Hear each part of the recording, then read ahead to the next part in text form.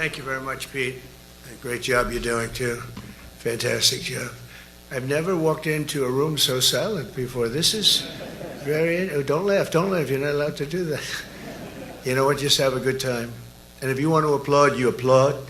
And if you want to do anything you want, you can do anything you want. And if you don't like what I'm saying, you can leave the room. Of course, there goes your rank. There goes your future.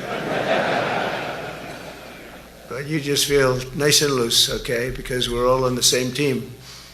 And I was told that, sir, you won't hear a murmur in the room.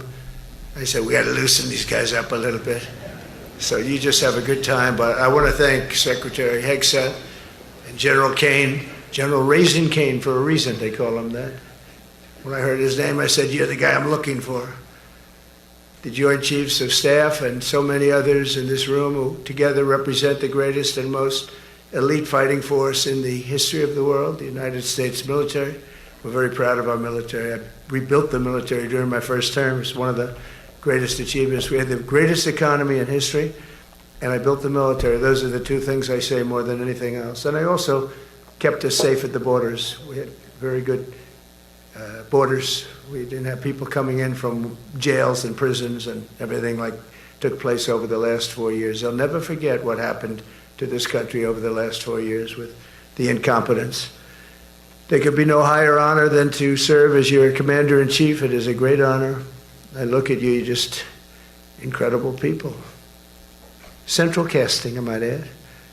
To each and every one of you, I thank you for your unwavering devotion to the armed forces and to the country that we've all sworn a sacred oath to defend. We all have that oath, every one of us. I'm thrilled to be here this morning to address the senior leadership of what is once again known around the world as the Department of War. I know Pete spoke about it. He gave a great speech, I thought. Great speech. I don't want him to get so good. I hate that. You know? No, I hate it. I almost fired him. I said, you can't, I don't want to go on after that. No, he gave a great speech, but he talked about Department of War. We were sitting there. I said, didn't it used to be called the Department of War? And he goes, yes, sir.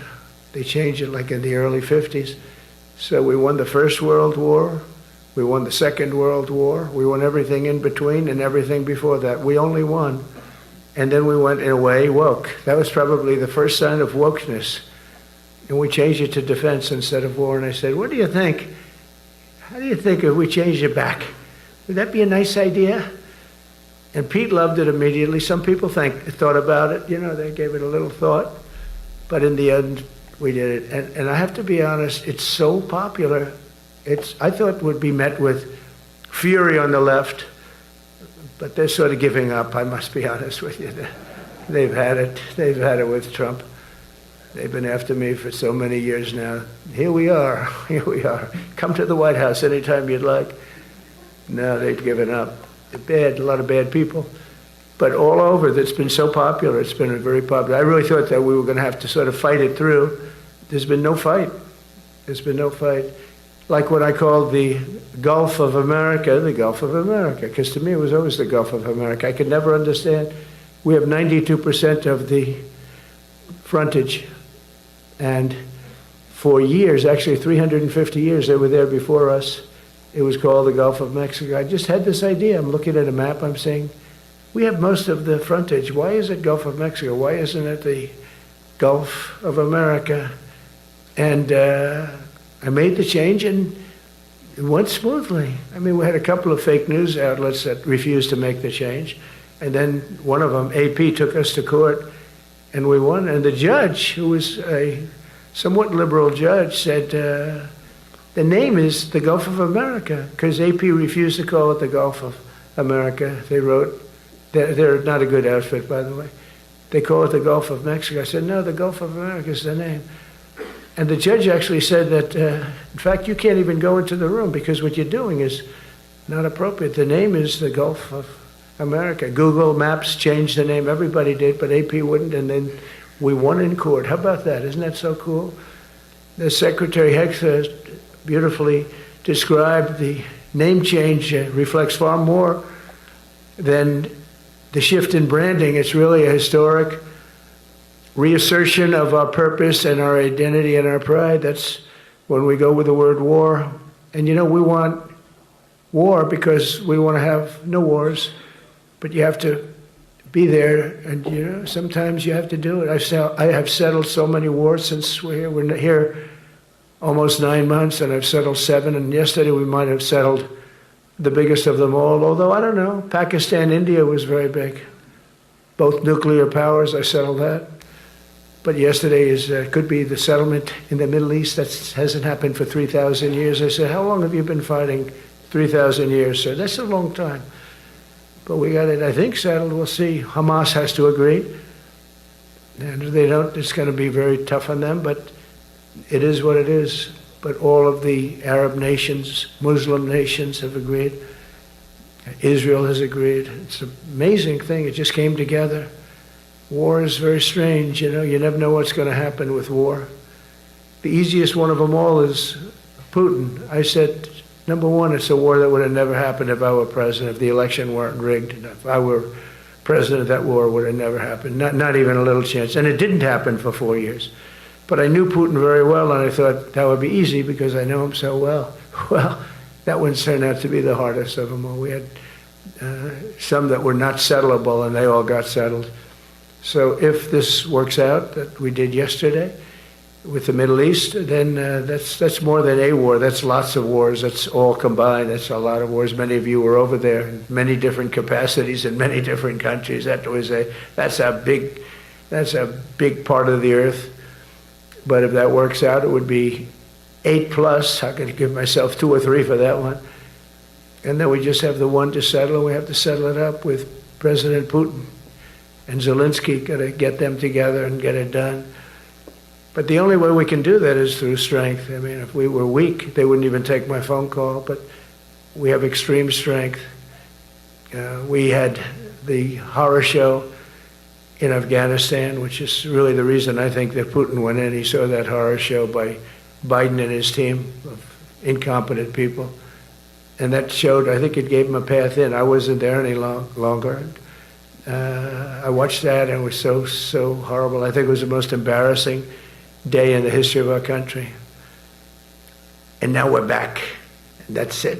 We're not going to have any of that crap happen, I can tell you.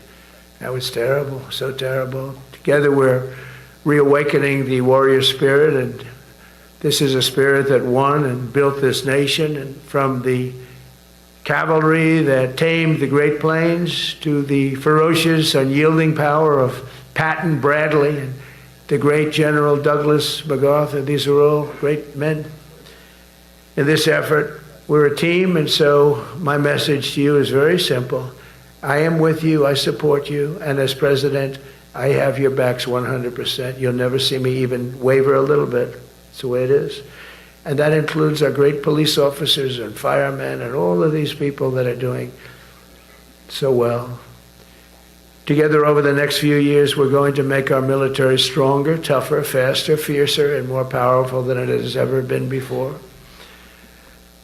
I rebuilt our nuclear, as you probably know, but we'll upgrade that also and just hope we never have to use it. We have to hope we never have to use it, because the power of that is so incredible. I see things, I don't think they'd show it to you. I really wouldn't want them to show it to you. But when you see the result of what's left, you never want to use that. Never, never, ever. We were a little bit threatened by Russia recently, and I sent a submarine, nuclear submarine, the most lethal weapon ever made. Number one, you can't detect it. There's no way. We're 25 years ahead of Russia and China in submarines. Russia's actually second in submarines. China's third, but they're coming up. They're coming up. They're way lower in nuclear too, but in 5 years they'll be equal. They're coming up. And you don't have to be that good with nuclear. You could have 1/20th what you have now and still do the damage. That would be, that'd be so horrendous. But I announced that, based on his mention of nuclear, and it was really a stupid person that works for him mentioned the word nuclear, I moved a submarine or two, I won't say about the two, over to the coast of Russia, just to be careful, because we can't let people throw around that word. I call it the N word. There are two N words, and you can't use either of them. You can't use either of them. And frankly, if it does get to use, we have more than anybody else. We have better, we have newer, but it's something we don't ever want to even have to think about. But when somebody mentions it, that submarine started immediately thereafter. And it's just lurking, but I'm sure we're not going to have to use it. But it's an amazing, it's undetectable, totally. Ours is, theirs isn't. Theirs are totally detectable. We can detect them easily. We go right to the spot. But we have genius apparatus that doesn't allow detection. It doesn't allow detection at all by anybody above water or below water. It's incredible. We're way ahead of everybody in that, and other things. As a result of the exciting renewal of the spirit of our armed forces, and that's what it is. It's really reaching that spirit, unprecedented heights. Over the past 8 months, new enlistments, I'm so proud of this, have surged to record highs, the highest we've ever had. And we used to have recruiting shortages. If you remember, about a year and a half ago, I was at the beginning stage of a campaign, and things came out that you couldn't get people to join the armed forces. And by the way, the police also. Fire department, I always put the fire department in because they're great. They're great. And I got 95% of their vote, too. That helps. When you get 95% of their vote, you always have to mention them. But they're great. And they're brave in our inner cities, which we're going to be talking about, because it's a big part of war now. It's a big part of war. But the firemen go up on ladders, and you have people shooting at them while they're up on ladders. I don't even know if anybody heard that. And I said, don't talk about it much, but I think you have to. Our firemen are incredible. They're up on one of these ladders that goes way up to the sky, rescuing people, and you have animals shooting at them, shooting bullets at firemen that are way up in death territory. You fall off that ladder, it's over. It's over. They don't even have to inspect you when you hit the ground. And you have people shooting bullets at them in some of these inner cities. We're not going to let that happen. So I always mention the firemen because that's actually a big problem we have. They're unbelievable. Like you, they're unbelievable people. For the first time on record in 2025, the Navy, Air Force, and Space Force all met or surpassed their recruiting goals 3 months early. That never happened before. And the Army did even better. Congratulations, Army. They met everything. And these were the highest standards because we're making it larger. So these were much higher standards than you had 4 years ago, 3 years ago, during the sleepy Joe Biden era. And the Army did it 4 months early. And you remember, a year and a half ago, they said the big story is that we're way behind with the Army, Air Force, the Navy, the Marines. We're way behind, Coast Guard, and even Space Force. I love Space Force because that was my creation. You know, when you create something, I love it. And the people we put in there were good. I got that right. We put in great people initially, and we've really dominated. We really dominate in that sphere now. We're way behind China and Russia, and now we dominate. Space Force turned out to be a very important thing. I said from the beginning, you know, when Biden came into office, he wanted to terminate it. He said, and this thing called Space Force, so we could get rid of that. And he got hammered by the people in this room for even suggesting it, because it's very important, one of the most important. And as time goes by, it'll get more and more important. But we're now at 106% of our recruiting targets for the year, and that's the best in far more than a generation. And for the Marines, morale is so strong that the Marine Corps will meet its 2026 retention targets before the end of October, which never happens. And that's the earliest it's ever happened in the history of our country. And it makes you feel good, you know. I felt guilty. I'd go make a speech in front of never people like you. You are the leaders, but people, soldiers. And I felt embarrassed because there'd be stories about, we couldn't fill up our Army, Navy, Air Force. We couldn't fill them up. And it was headlines. It was during Biden's 4 years, the auto pen. I call them the auto pen. It's, how would you like to have your thing signed by an auto pen? When I have a general and I have to sign for a general because we have beautiful paper, the gorgeous paper, I said throw a little more gold on it. They deserve it. I want the A paper, not the D paper. We used to sign a piece of garbage. I said, this man's going to be a general, right? Yeah. I don't want to use this. I want to use the big, beautiful, firm paper. I want to use the real gold writing when you talk about the position, and they're beautiful. And, but how would you like to have that where some kid sitting in the back office is having it signed with an auto pen? I thought about it, and I thought about you people first, admirals, generals. I said, somebody works his whole life.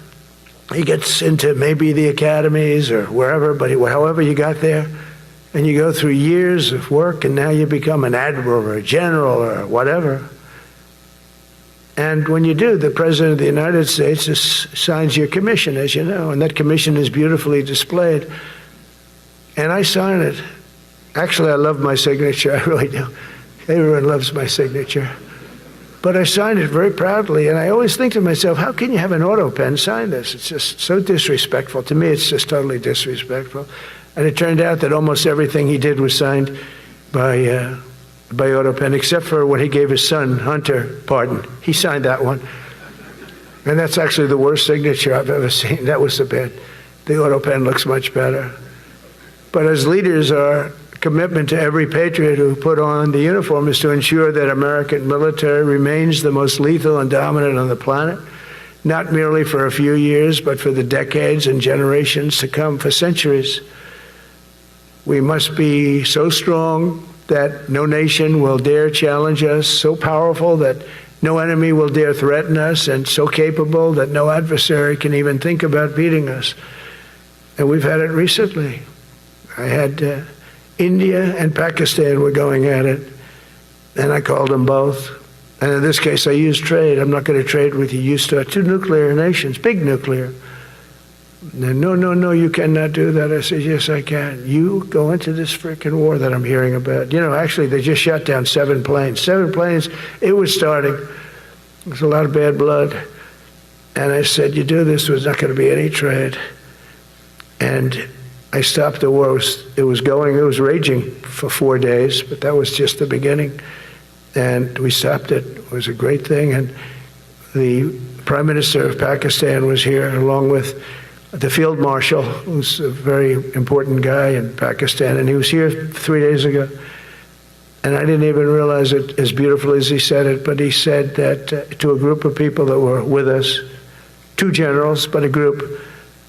He said, this man saved millions of lives because he saved the war from going on, and that war was going to get very bad, very, very bad. President Trump saved millions and millions of lives. That was a bad war.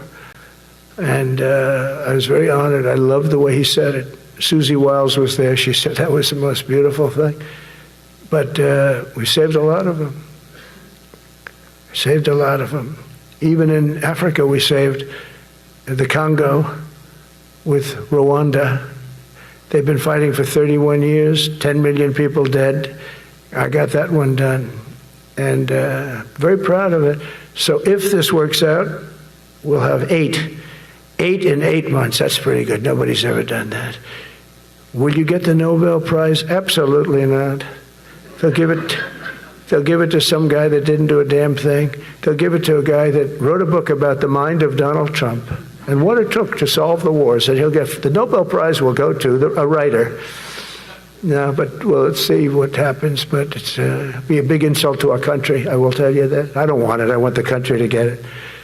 But it should get it because there's never been anything like it. Think of it. So if this happens, I think it will. I don't say that lightly because I know more about deals than anybody. This is what my whole life was based on. And they can change, and this can certainly change.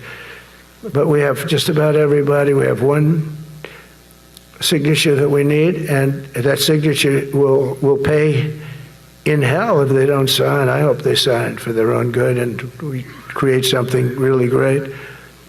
But to have done 8 of them is just like such an honor. And then we have Putin and Zelensky. The easiest one of them all. I said, that one I'll get done. I thought that was going to be first. The others were much harder, some of them. Azerbaijan this was going on for 36 years. They said, it's not solvable, sir, don't do it. I said, I will do it, I will do it. And I got on the phone with the 2 countries. They were great. They were great. I knew immediately. I knew as soon as I started talking to them, we're going to solve that war, and we did. Now they're so happy. Now they're friends. One said he's been president for 32 years, 22 years. He said, for 22 years I did nothing but kill his people. They were in the room together at the Oval Office. And they started off spread like this. They have the beautiful Resolute desk. And one was here, and one was here. You couldn't get further away. That's the furthest I've ever seen 2 people in front of me. And as the hour went by, they got closer, closer, closer. And at the end of the hour, we had it done. And they hugged and hugged and hugged. And I said, that's so nice, and you're going to remain friends. And I spoke to them, one of them the other day. He said, no, he's now my friend. But for 22 years, he's been the head of Azerbaijan for 22 years. And the other guy, great guy too, 7. And that war, that was a war that was not solvable. He said for 7 years. The other one said for 22 years. All I did was kill his people. That's all I've done. I said, well, we're going to put a stop to that. So we solved that.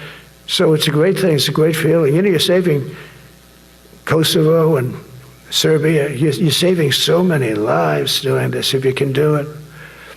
But our people deserve nothing less than the very best, and we're never going to let them down. And if we can solve wars instead of you having to fight wars, wouldn't that be wonderful, right? Wouldn't that be wonderful? That's why one of the first executive orders I signed upon taking office was to restore the principle of merit. That's the most important word, other than the word tariff. I love tariffs. Most beautiful word. But I'm not allowed to say that anymore. I said tariff is my favorite word. I love the word tariff. We're becoming rich as hell. We have a big case in front of the Supreme Court, but I can't imagine, because this is what other nations have done to us. And we have, great legal grounds, but you still have a case. It would be very bad if something happened. But I said, my favorite word in the English dictionary is the word tariff. And people thought that was strange. And the fake news came over and they really hit me hard on it. They said, what about love? What about religion? What about God? What about wife, family? I got killed when I said tariff is my favorite word. So I changed it. It's now my 5th favorite word. And I'm okay with that. I'm okay with that. But they hit me hard. But it is. When you look at, we've taken in trillions of dollars. We're rich again. And there'll never be, when we finish this out, there'll never be any wealth like what we have. Other countries were taking advantage of us for years and years. You know that better than anybody. And now we're treating them fairly. But the money coming in is, we've never seen anything like it. The other day they had $31 billion that they found, $31 billion. So we found $31 billion and we're not sure from where it came. A gentleman came in, a financial guy. I said, well, what does that mean? He said, we don't know where it came. I said, check the tariff shelf.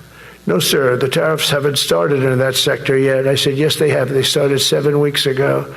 Check it. Comes back 20 minutes later. Sir, you're right. It came from tariffs. $31 billion. That's enough to buy a lot of battleships, Admiral, to use an old term. I think we should maybe start thinking about battleships, by the way. We have a Secretary of the Navy. He came to me because I look at the Iowa out in California, and I look at different ships and the old pictures. I used to watch Victory at Sea. I love Victory at Sea. Look at these admirals. It's got to be your all-time in black and white. And I look at those ships. They came with the destroyers alongside of them, and man, nothing was going to stop. They were 20 deep, and they were in a straight line, and there was nothing going to stop them. And we actually talk about, Those ships, some people would say, no, that's old technology. I don't know. I don't think it's old technology when you look at those guns, but it's something we're actually considering, the concept of battleship. Nice 6-inch sides, solid steel, not aluminum that melts if it looks at a missile coming at it. Starts melting as the missile's about 2 miles away. Now, those ships, they don't make them that way anymore, but you look at it and your secretary likes it, and I'm sort of open to it. And bullets are a lot less expensive than missiles. A lot of reasons. I should take a vote, but I'm afraid to take that vote because I may get voted out on that one. But I tell you, it's something we're seriously considering. They were powers. They were big powers. They were just about as mean and scary as you could be. And so we're looking at that. One of the biggest cases that we won was the decision of the United States Supreme Court to allow us to proceed on the word merit. Merit. So those two words are right up there. So this is, I would say, the opposite if you ask for a definition, the opposite of political correctness. We went through political correct, where you had to have people that were totally unfit to be doing what you're doing for many reasons. I won't get into them, but for many reasons they were unfit. Now it's all based on merit. That was such an unbelievable decision. I didn't expect we were going to win that one. We went in. We said we needed. We went in for colleges, where kids with a C average are getting into the best colleges, and the kids with A averages won't get in, and kids with the highest boards and the highest marks and the best marks couldn't get into the best schools, and people that had not good boards and not very good marks, okay, but nothing special, they were getting into our best colleges. I said, this is just crazy. You can't run a country like this. And it was lingering for years, and it got to the Supreme Court, and we won that decision. Merit, everything's based on merit. You're all based on merit.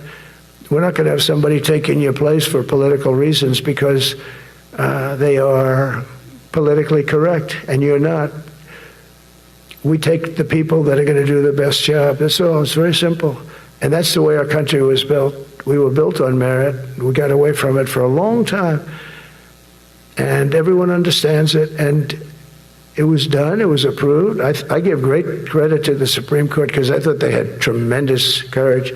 I didn't think they'd do that. That was tremendous. I give them maybe for that decision almost more than anything, because it's a hard decision to make. It's really hard. The apparatus of our country was not set up for merit. It was set up for political correctness. And you can never be great if you're going to do that, and we're going to be greater than we ever were before. We're bringing back a focus on fitness, ability, character, and strength, and that's because the purposes of American military is not to protect anyone's feelings, it's to protect our republic, and it's the republic that we dearly love. It's to protect our country.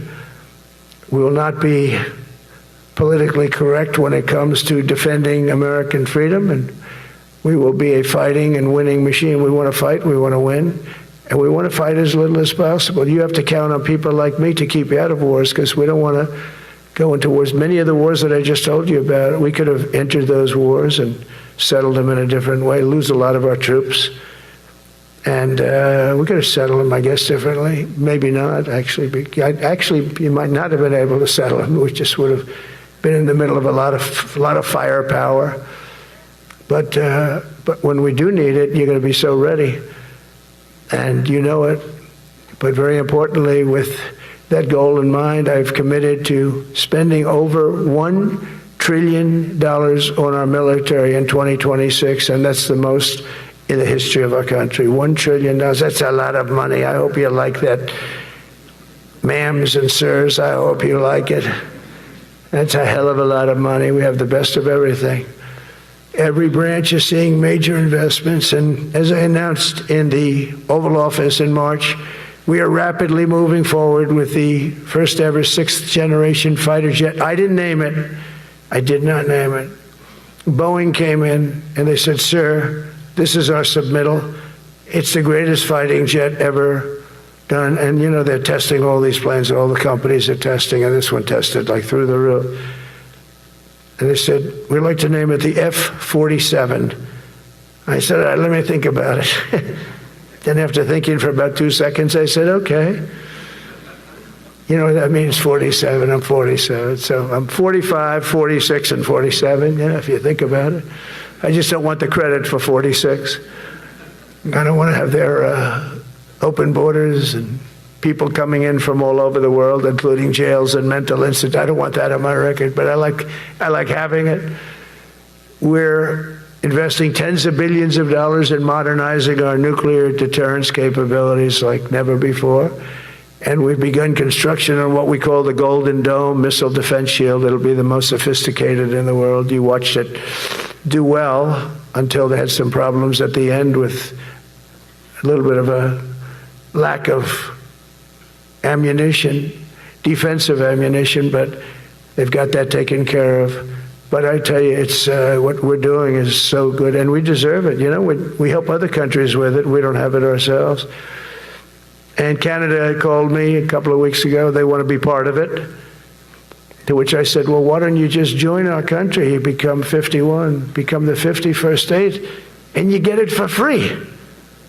So I don't know if that made a big impact, but it does make a lot of sense. It actually makes, because they're having a hard time up there in Canada now, because as you know, with tariffs, everyone's coming into our country. We have more investment than we've ever had before, $17 trillion coming in. As an example, in 4 years, Biden didn't have $1 trillion.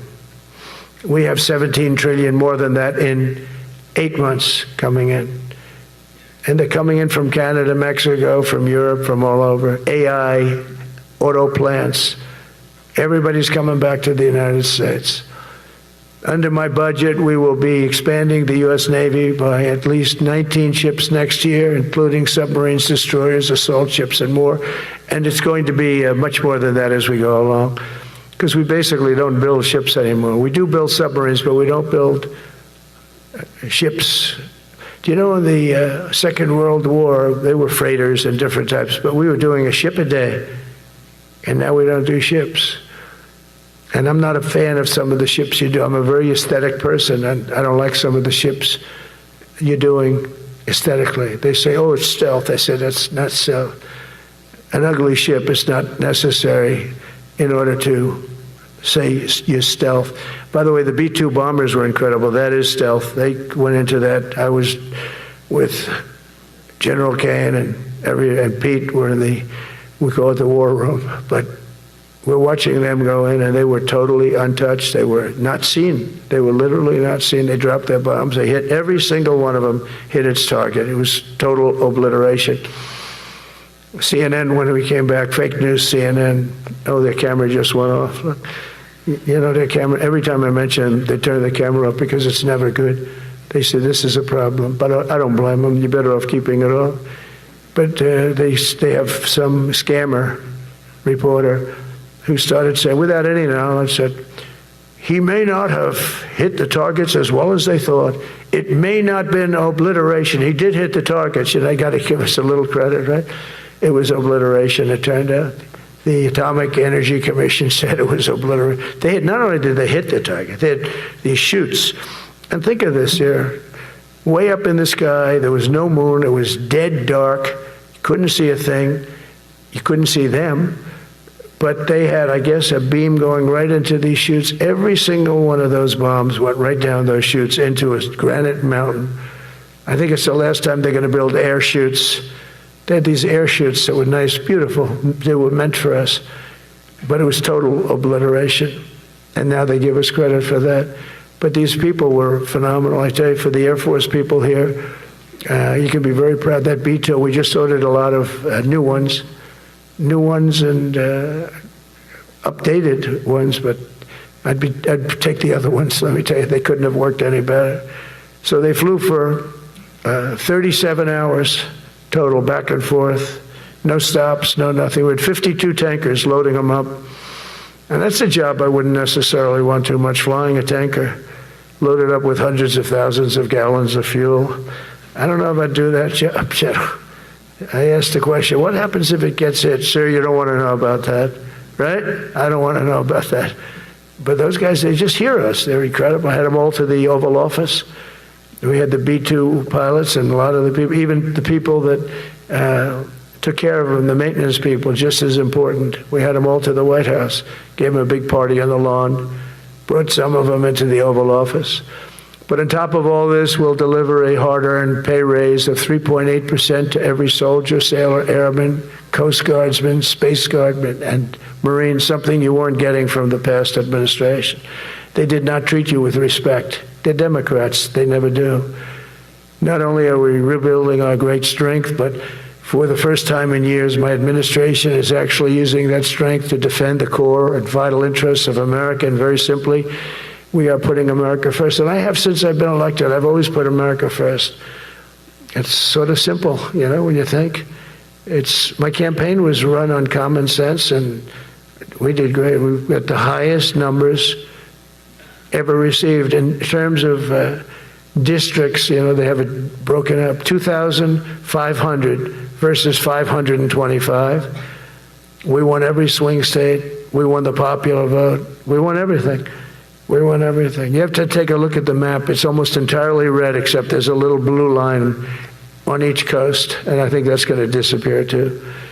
We did really great, and part of it is because of our success with the military, the rebuilding of the military, the vote that I got from the military, and they're vicious people, you know, that we have to fight, just like you have to fight vicious people.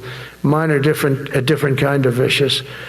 But they spread all these horrible, you know, they made up statements and said what I said about everything, but even about the military. But fortunately, the military didn't believe it. It's hard. You know, they make up a statement and they said, you say it. We had 25 people that said he never said that. 25. We had 25 affidavits. And they said, well, we're going with it anyway. You know, these sleazebags. And it's why the press is really losing all power, because people aren't believing it. We need an honest press. We need borders. We need borders, we need an honest press, we need fair elections. I mean, those three things. And we don't have an honest press, we have a really corrupt press, but we fight through the corrupt press. And the people understand you have to do this stuff a lot. You have to go on television a lot because you can't get a fair shake if you're going to rely on somebody else. They don't understand. They've destroyed the image of media now is at the lowest point it's ever been. It's lower than Congress. Can you believe that? It's something. But together with many of you in the room, we've brought back the fundamental principle that defending the homeland is the military's first and most important priority. That's what it is. Only in recent decades did politicians somehow come to believe that our job is to police the far reaches of Kenya and Somalia, while America is under invasion from within. We're under invasion from within. No different than a foreign enemy, but more difficult in many ways because they don't wear uniforms. At least when they're wearing a uniform, you can take them out. These people don't have uniforms. But we are under invasion from within. We're stopping it very quickly. After spending trillions of dollars defending the borders of foreign countries, with your help, we're defending the borders of our country from now on. We're not going to let this happen. Biden let people come in from prisons, mental institutions, drug dealers, murderers. You know, we had 11,488 murderers allowed into our country by this guy who had no clue. He had no clue. He shouldn't have been there in the first place, but he had no clue.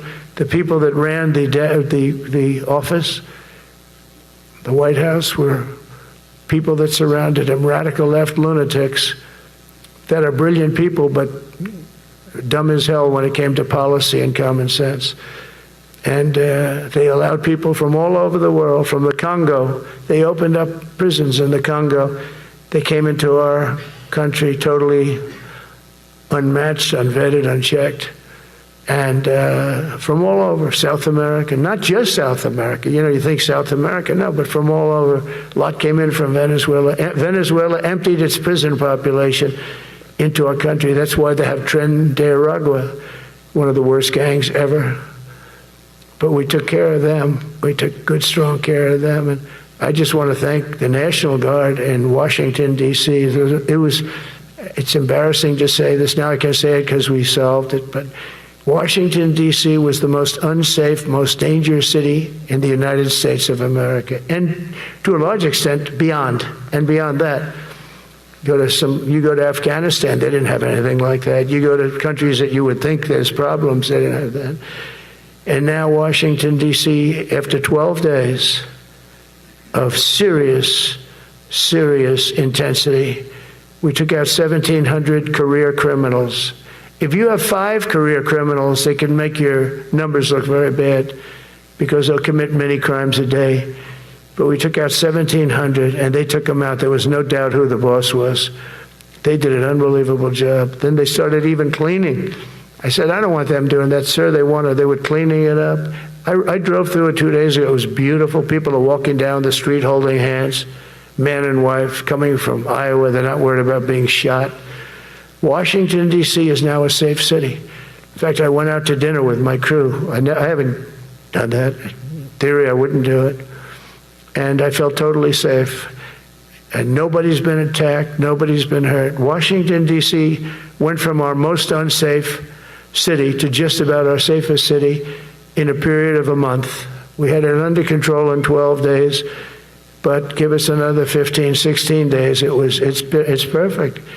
And people other than politicians that look bad, they think, the Democrats run most of the cities that are in bad shape. We have many cities in great shape too, by the way. I want you to know that.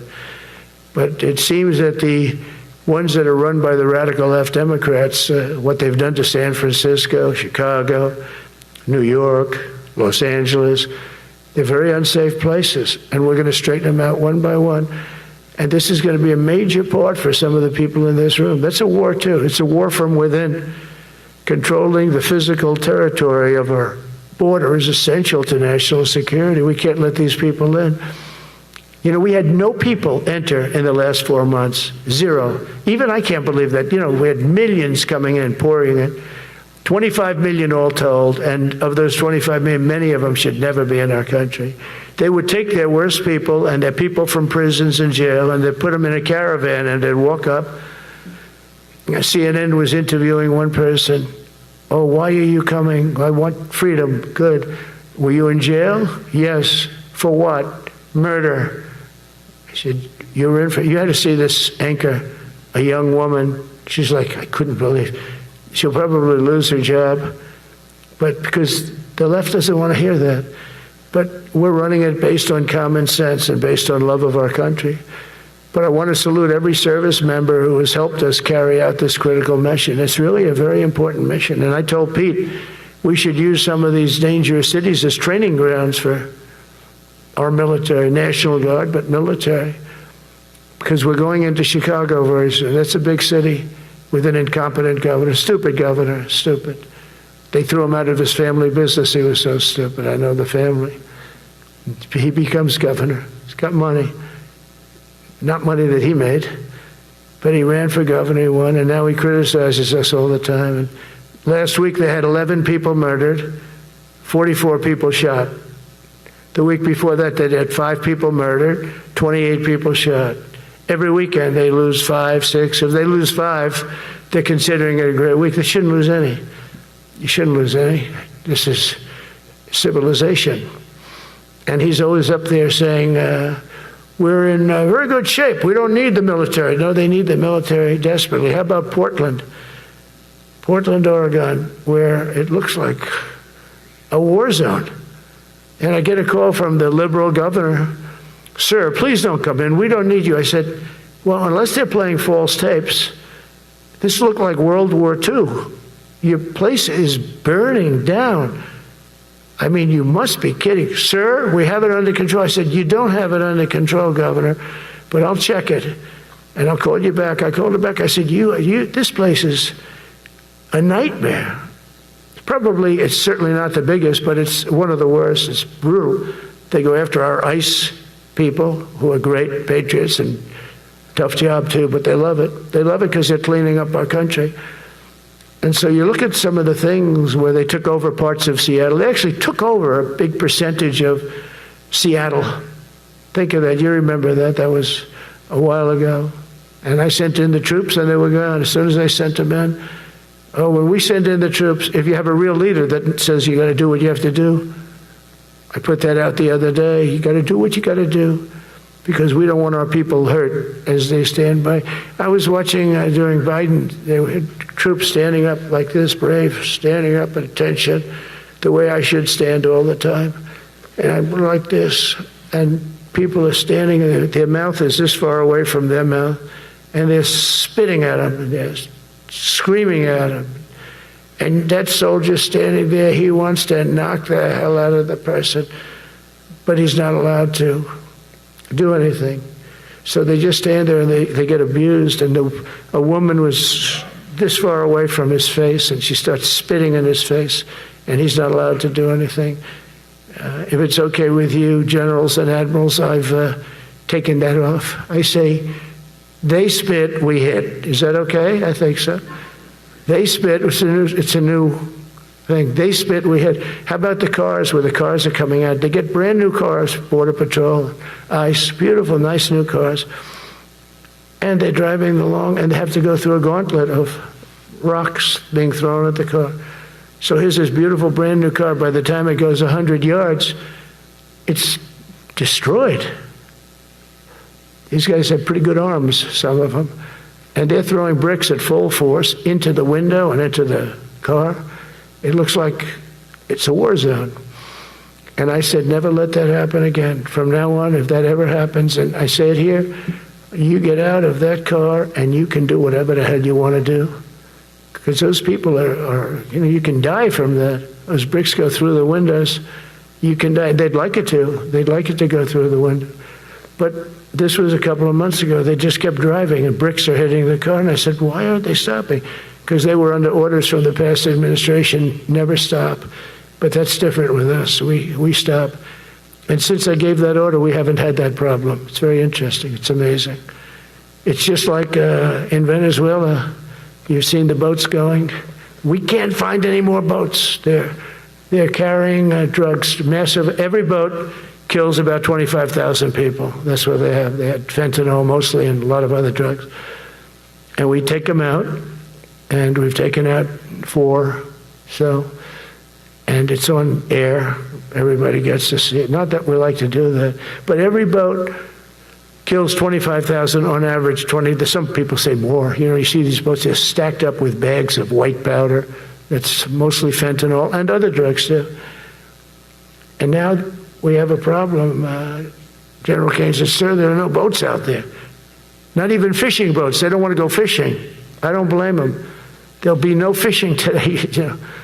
But it's amazing what strength will do, because all we want to do is stop drugs from flowing into our country. It's destroying. We lost 300,000 people died last year. Everybody knows friends, many friends probably, that you lost a child, or adults too, but you lost a son or daughter because of what's coming into our border. And we're making it very hard. Oh, and we haven't even started yet. Last month I signed an executive order to provide training for quick reaction force that can help quell civil disturbances. So this is going to be a big thing for the people in this room, because it's the enemy from within, and we have to handle it before it gets out of control. It won't get out of control. Once you get involved at all, they all joke. They say, oh, this is not good. You saw it in Washington. We had gangs of Tren de Aragua with 10, 12, 15 kids, and these military guys walk up to them, and they treat them with disrespect, and they just got pounded. They just got pounded. The gang just pounded, then thrown into paddy wagons and taken back to their country. Some are so dangerous we don't want to even do that, because we don't want to. Some of stone cold murderers, we don't have the confidence, even though they're not coming back very easily. We don't have the confidence. We put them in jails. But these service members are following in a great and storied military tradition, from protecting frontier communities to chasing outlaws and bandits in the Wild West. And our history is filled with military heroes who took on all enemies, foreign and domestic. You know that phrase very well. That's what the oath says, foreign and domestic. Well, we also have domestic. George Washington, Abraham Lincoln, Grover Cleveland, George Bush, and others all used the armed forces to keep domestic order and peace. Many of our leaders used the military to keep peace. Now they like to say, oh, you're not allowed to use the military. And you know what the people say? The people in those cities where they're being raped and shot and beat up, you know what they say? We love the military. You ever see where they interview the people on the street? I've never seen somebody say they don't, unless they're radical and paid off, because a lot of these insurrectionists are paid by, whether it's Soros or other people, but they're paid by the radical left. So today I want to thank every service member from general to private who has bravely helped us secure the nation's capital and make America safe for the American people. It's amazing. The whole world is watching. Everybody in the White House, they come up to me, young women, sir, thank you. I know immediately what they thank you. They don't have to say it. They walk to work now to the White House. We haven't had a crime in Washington in so long because we got the careers, we call them the careers. We got these lunatics out, and they'll never be any good. You know, I hate to tell this to the liberal media. You could spend time with them. You could do whatever you want. You could send them to the finer schools, which they couldn't get into anyway, mentally. They couldn't get in, but no matter what you do, they'll never be good. They're bad. They're career criminals. I don't know, maybe they were born that way. Some people don't like me to say that, but maybe they were. Certainly some were. Together with the leaders here today, we're also restoring a needed focus on defeating threats in the Western Hemisphere. Throughout this region, cartel terrorists have been allowed to wage a relentless campaign of death and destruction on our country, all because we had weak leadership on top. And we did a great job with it first term, but this is something else what we're doing now. We're taking it to the next level, probably next level times 3. But we had COVID come up, and we had to take care of that. We did a great job with COVID. We had the therapeutics, it's just Regeneron, so many things we did for COVID, but we had to focus on that, and every other country in the world was being decimated by COVID. So we had to change gear a little bit to take care of that. But under our leadership, the military is now the knife's edge in combating this sinister enemy. We have to put the traffickers and cartels on notice, and we've done that. And we've put them, a lot of them, we've called them a terrorist organization, which is actually a big thing to do. Nobody's done it, but I've done it with a lot of them. It gives you a tremendous advantage. If you try to poison our people, we will blow you out of existence, because that's the only language they really understand. That's why you don't see any more boats on the ocean. You don't see any boats. Around Venezuela, there's nothing. As president, I will never hesitate to defend our people from threats of violence, from the horrible plague that's taking place from within. The Iran nuclear power, the Iran, all of the great power that we thought existed, we blew it out to kingdom. We took advantage of it, and we just really took advantage of it, and it was a beautiful thing to see, and that's what military power can achieve. That's why I chose Raising Cane. He's fantastic, by the way. I hope you all agree. If anybody disagrees, could I please have your hand? Who disappears that Raising Cane is no good? Just raise your hand. I don't see any hands raised. All right. That means you're okay. That means that he's okay now, but I saw his results. You know, he took out ISIS. I was told it was going to take 4 years. It took 4 weeks. I went to see him, and he took him out in 4 weeks, knocked him out, knocked him to hell. And I was told by military people it was going to take 4 to 5 years to do it. And I don't even know if we'll have it then, sir. These were the Washington generals. I call them the television generals. But Raising Cane did it in 4 weeks, took out 100% of the ISIS caliphate. As a result of these actions and many others since my inauguration, we're witnessing the triumphant return of peace through strength. We have great peace through strength. America is respected again as a country. We were not respected with Biden. They looked at him falling downstairs every day. Every day the guy's falling downstairs. He said, it's not our president. We can't have it. I'm very careful, when I walk downstairs like I'm on stairs, like these stairs, I walk very slowly. Nobody has to set a record. Just try not to fall, because it doesn't work out well. A few of our presidents have fallen, and it became a part of their legacy. We don't want that. You walk nice and easy. You don't have to set any record. Be cool. Be cool when you walk down, but don't bop down the stairs. So one thing with Obama, I had zero respect for him as a president, but he would bop down those stairs. I've never said, da-da-da-da-da-da, bop, bop, bop. He'd go down the stairs, wouldn't hold on. I said, it's great. I don't want to do it. I guess I could do it. But eventually, bad things are going to happen. And it only takes once. But he did a lousy job as president. A year ago, we were a dead country. We were dead. This country was going to hell. We were dead in every way, from immigration to military. We didn't have the weapons. We were giving everything to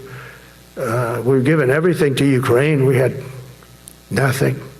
And by the way, I have to tell you, now, as you know, I went over and I met with NATO, and NATO raised from 2 to 5, which everyone said 5% of GDP. Millions and now trillions of dollars are pouring in. They didn't pay the 2% because they know we were there to pay it. And now they paid the 5%. That's trillions of dollars. And we're not spending any money on that war, not 10 cents. We sell our equipment to NATO. NATO pays us for the equipment, and they give it to Ukraine or whoever they give it to. They can keep it, but we're not involved. We have no money going out. Biden gave $350 billion. Not sustainable. $350 billion. And we have a war that should have never started. But we're not doing that anymore. So I just want you to know we're selling equipment. Our people are buying equipment. They are buying the equipment at full price, a fair price. So I don't want to say we're making money, because I don't want to be making money on a war. It's too many people dying. They're losing 7,000 soldiers a week. A lot of them are Russian soldiers, but between the two countries, mostly soldiers, by the way. Sometimes, in Kiev, they'll lob a missile in, or some drones in, kill some people. But mostly it's soldiers. Russia and Ukraine are losing 7,000 souls. And they're not American, they're not us, they're not you. We have a special obligation. But they're soldiers, they're young people, they leave their parents, they wave goodbye, and then 2 days later they're blown up so unnecessarily.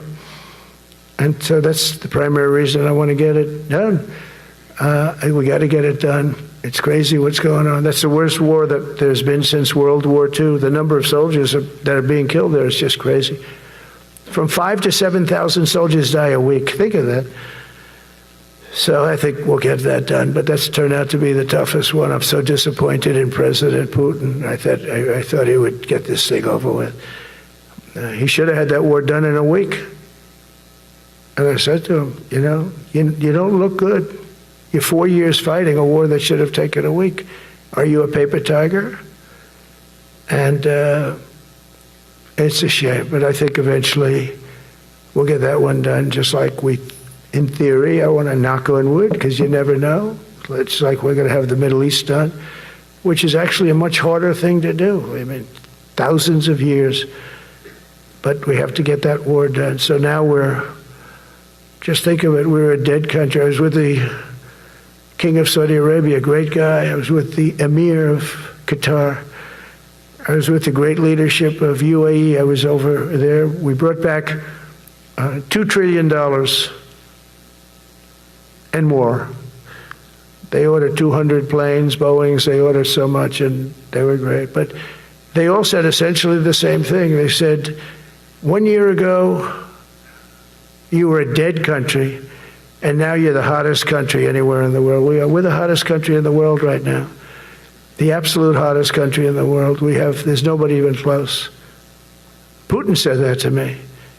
We met in Alaska, had a good meeting. Then he went back and started sending drones into Kiev. I said, I thought we had a good meeting. But it's one of those things. But we were a dead country a year ago. And now we're the hottest country anywhere in the world. Think of that. You can be proud of that. And you must have felt like hell when you have a wife or a husband at home, and you used to read the numbers that we can't get people to join the Army, Navy, Air Force, Marines, Coast Guard, you must have felt like, I have a job that nobody wants. That doesn't feel good. Well, now you have a job that is brimming over with people wanting it. They want it. And you're able to get a much higher quality because now you have your choice. You want so many. And we're going to have many, many people that aren't going to be able to join because of the fact that we don't need them at this moment. But think of it, what a difference that is from, I could just imagine 2 years ago, you're reading front page articles in the New York Times, of course, and Wall Street Journal. They always give us unfair stories. But they played it so big, they were playing it so big. Nobody wants to join the Army, the Marines, the Air Force. They don't want to join. They don't want to join the Coast Guard at all. Nobody wants to join. Nobody wants to join our police forces. Our police forces also. It almost went hand in hand.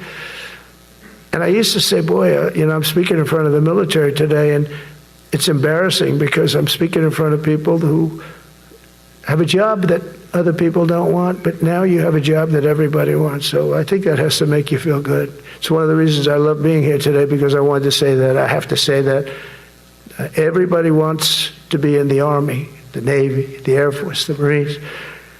If you think the Coast Guard and Space Force, our beautiful Space Force, it's a whole different world. And now they're signing up, by the way, seriously big numbers for the police.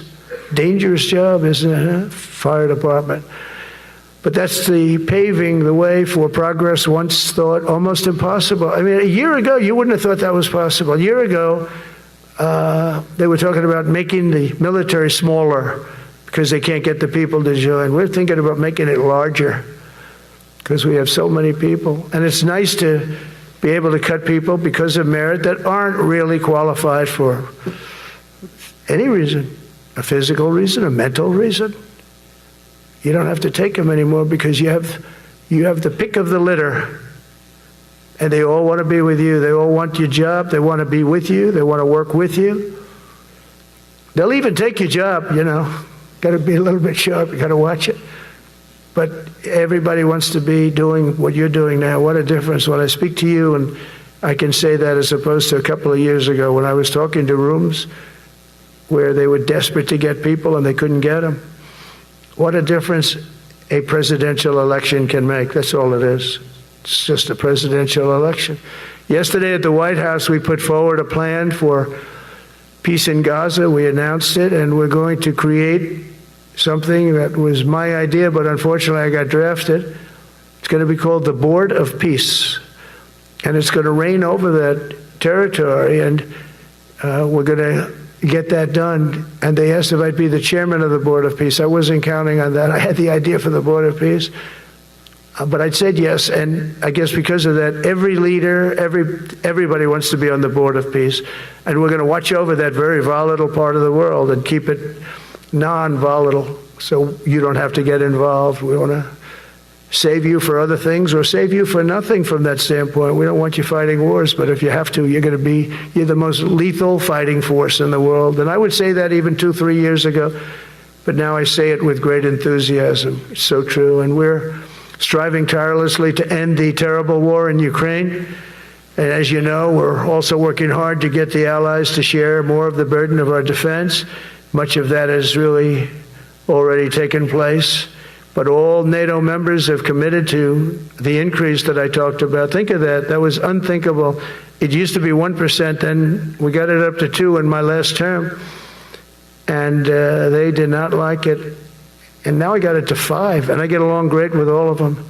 In fact, they call me the president of NATO. I said, I don't think so. But they're great. They're great people, and they're spending a lot of money, and a lot of money that they should have been spending in the past. But I think Putin was a wake-up call for them, really. We're now selling large quantities of American-made weapons to NATO, and we're getting really fair pricing. We're making a lot of money. It's my hope that from Europe to Asia to the Middle East, our allies will make similar commitments to increase their military capabilities. And this will greatly strengthen our alliances, and also it will make war far less likely. You know, if you're a strong presence like we are such a strong presence now. And I go around bragging about that. I said, we have the strongest military anywhere in the world. I say it. You never heard Biden say that. You never heard him say anything. But you never heard him say, did you ever hear him say, we have the strongest military? He doesn't say that. I say it. We have the strongest military anywhere in the world. We have great leadership. And I'll tell you, Pete and General Kane, and all of the people that I've met that have been lifted up in rank. And we got many of them out of here, too. I'll be honest with you. Didn't like doing it, but we got many of you out of here because we weren't satisfied. We know everything about everybody. It'll also help the United States rapidly rebuild our defense industrial base. Each of you can play an important part in getting allies to do their part. So to that end, Secretary Hegseth will soon be announcing major reforms to streamline military acquisitions and expedite foreign military sales. We have tremendous numbers of countries that want to buy our equipment, and, you know, in many cases, it takes too long. We're backlogged on all the equipment, which is something that's new to us a little bit. And I told those companies, you better get your ass going, because we're selling you a lot of equipment. We're getting countries to buy your equipment. You got to produce the equipment. Some of the countries, I'm not going to mention, but some of the countries are buying a lot. And that's a good thing. They're on our side. 95%. I'll never say 100% because it can always turn, right? You know about that. But they're on our side. The problem is we have to get the companies that make this equipment, and we make the best equipment in the world, but they got to make it faster. We have orders for the F-35. We have orders for everything. The new F-47. We have orders for everything. They got to make it faster, a lot faster. Ammunition they have to make faster. In the coming months, we'll be making even more historic announcements to fully embrace the identity of the Department of War. I love the name. I think it's so great. I think it stops wars. The Department of War is going to stop wars. If we are as ruthless and relentless as our enemies, the United States Armed Forces will be totally unmatched in the future. We have a group of enemies that are very ruthless and very smart, but they can't match us. They can't match us. They don't even come close to matching us.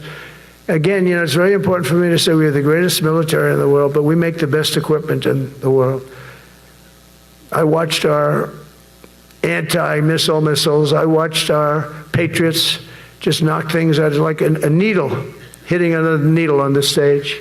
There's a needle up there, and you send another needle up, and it hits it every time. During the war, we went 14 for 14. We had 14, this is where they ran, we had 14 missiles coming at us. All 14 were knocked out of the sky, every one of them. We make the best equipment. From Sparta to Rome, to the British Empire, to the United States of America, history has shown that military supremacy has never been simply a matter of money or manpower. At the end of the day, it is the culture, spirit of our military that truly sets us apart from any other nation. Our ultimate strength will always come from the fierce people and those brilliant people with such pride and the unbending will and the traditions of excellence that have made us the most unstoppable force ever to walk the face of the earth. And that's what we are.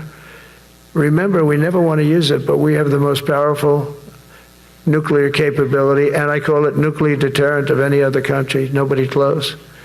The men and women in this room inherit the legacy built and won by Washington and Jackson, Grant and Pershing, Eisenhower and Patton, Nimitz and LeMay.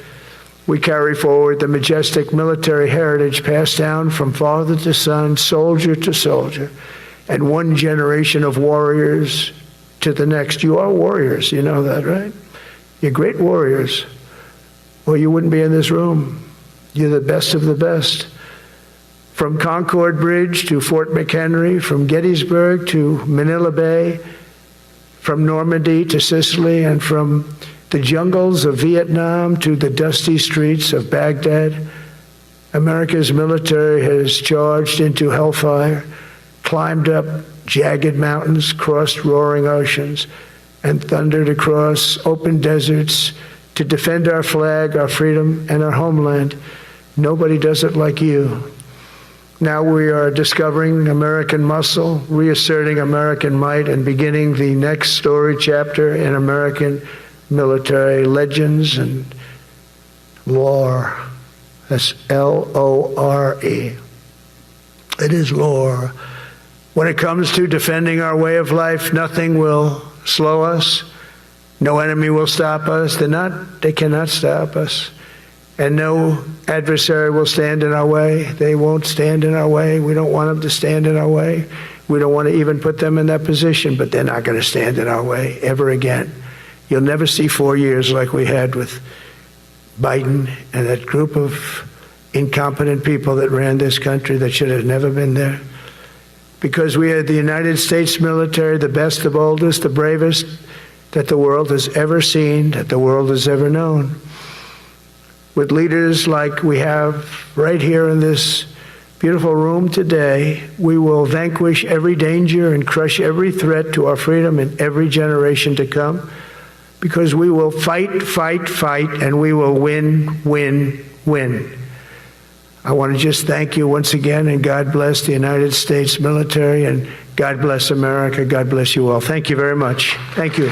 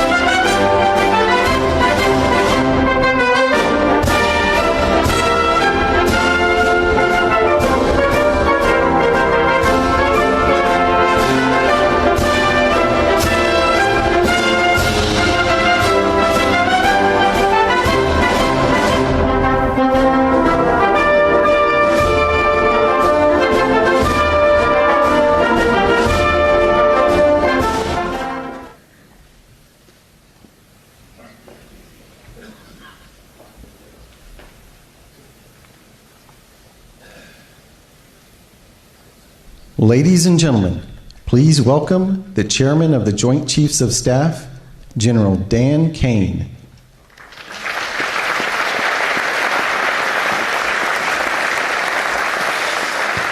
All right, generals, admirals, senior leaders, good morning. Wow, what a group here today.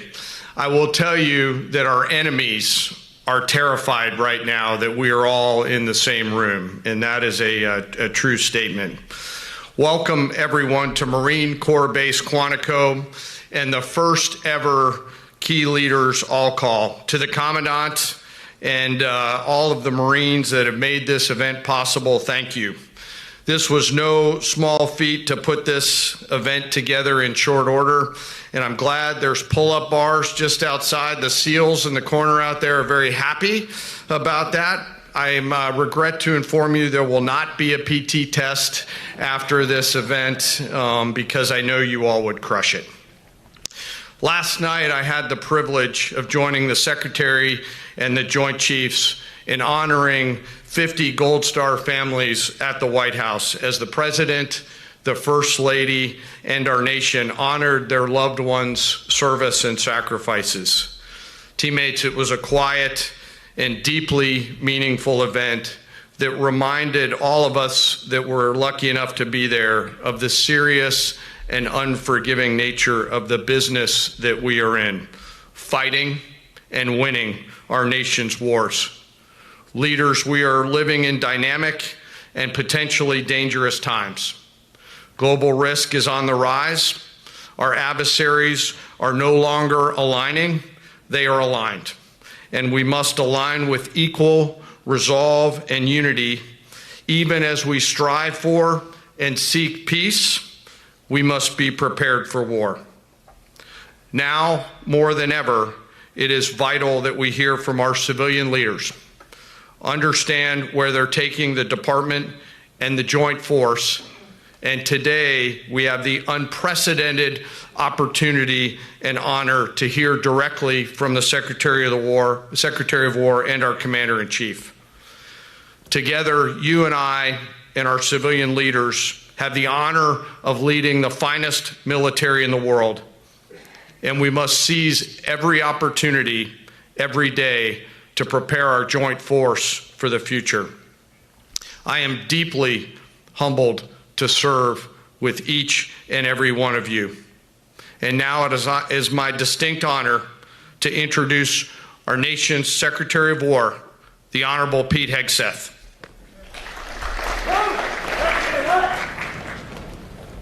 Thank you, Mr. Chairman. Sure. Thank you. Please take your seats.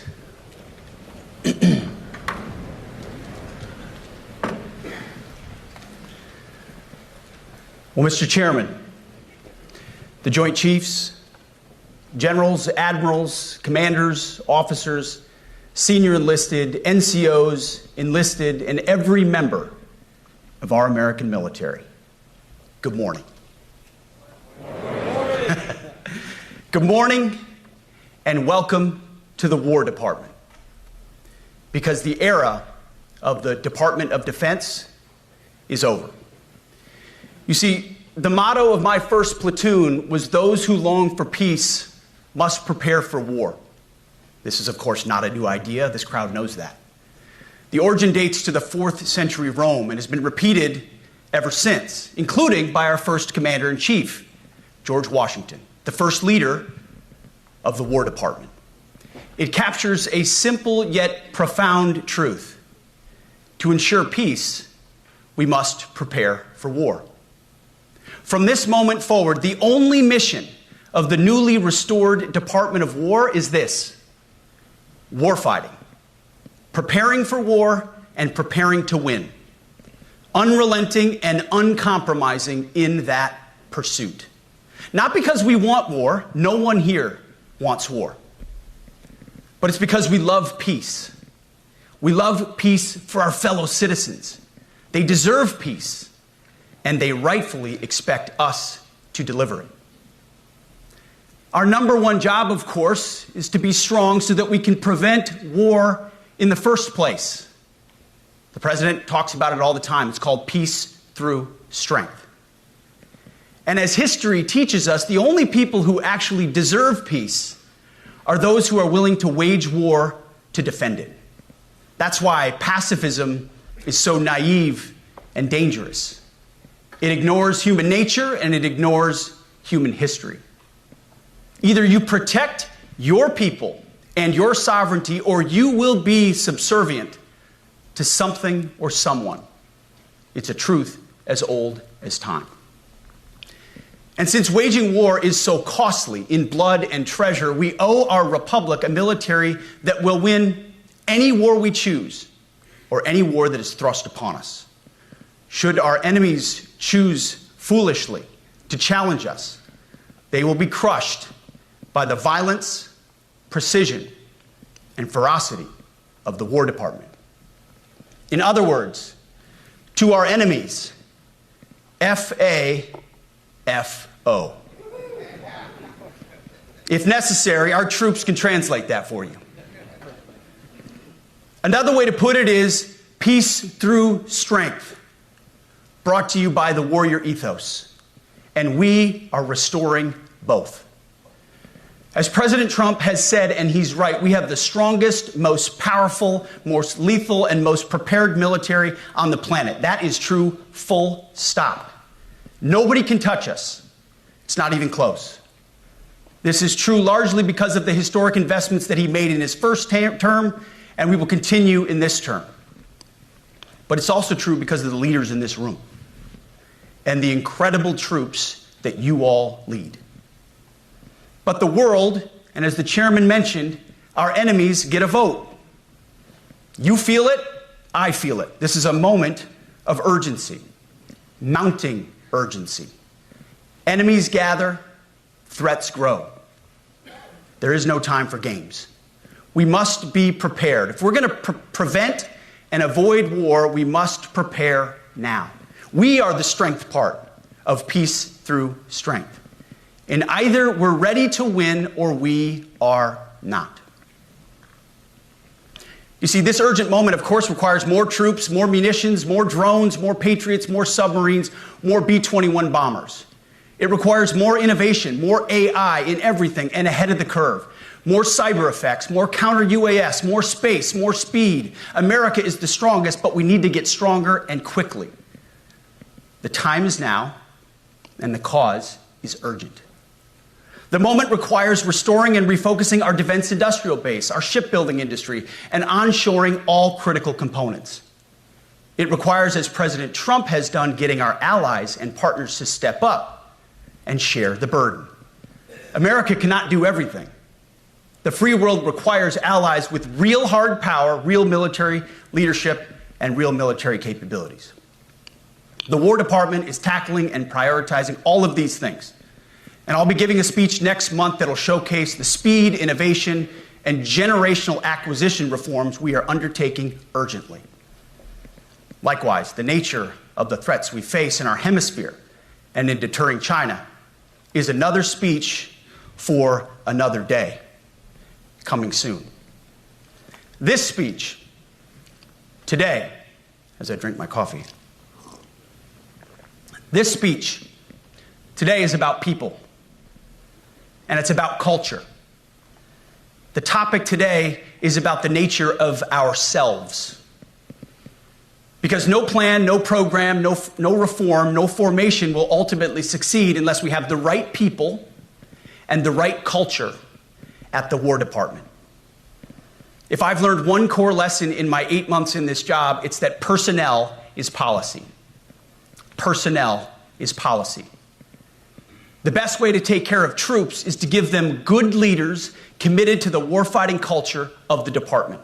Not perfect leaders, good leaders.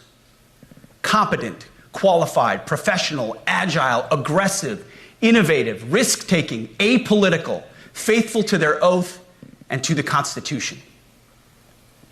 Eugene Sledge, in his World War II memoir, wrote, quote, "War is brutish, inglorious, and a terrible waste.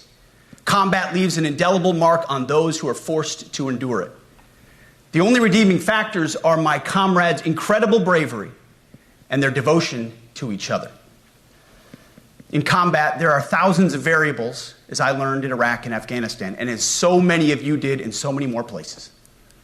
Leaders can only control about 3 of them. You control how well you're trained, mostly how well you're equipped, and the last variable is how well you lead. After that, you're on your own. Our warfighters are entitled to be led by the best and most capable leaders. That is who we need you all to be. Even then, in combat, even if you do everything right, you may still lose people because the enemy always gets a vote. We have a sacred duty to ensure that our warriors are led by the most capable and qualified combat leaders. This is one thing you and I can control, and we owe it to the force to deliver it. For too long, we have simply not done that. The military has been forced by foolish and reckless politicians to focus on the wrong things. In many ways, this speech is about fixing decades of decay. Some of it obvious, some of it hidden. Or as the chairman has put it, we are clearing out the debris, removing the distractions, clearing the way for leaders to be leaders. You might say we're ending the war on warriors. I heard someone wrote a book about that. For too long, we've promoted too many uniformed leaders for the wrong reasons, based on their race, based on gender quotas, based on historic so-called firsts. We've pretended that combat arms and non-combat arms are the same thing. We've weeded out so-called toxic leaders under the guise of double-blind psychology assessments, promoting risk-averse, go-along-to-get-along conformists instead. You name it, the department did it. Foolish and reckless political leaders set the wrong compass heading, and we lost our way. We became the woke department, but not anymore. Right now, I'm looking out at a sea of Americans who made a choice when they were young men and young women to do something most Americans will not, to serve something greater than yourselves, to fight for God and country, for freedom and the Constitution. You made a choice to serve when others did not, and I commend you. You are truly the best of America.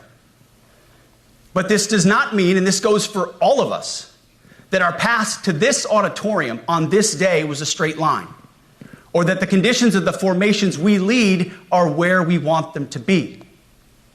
You love your country, and we love this uniform, which is why we must do better.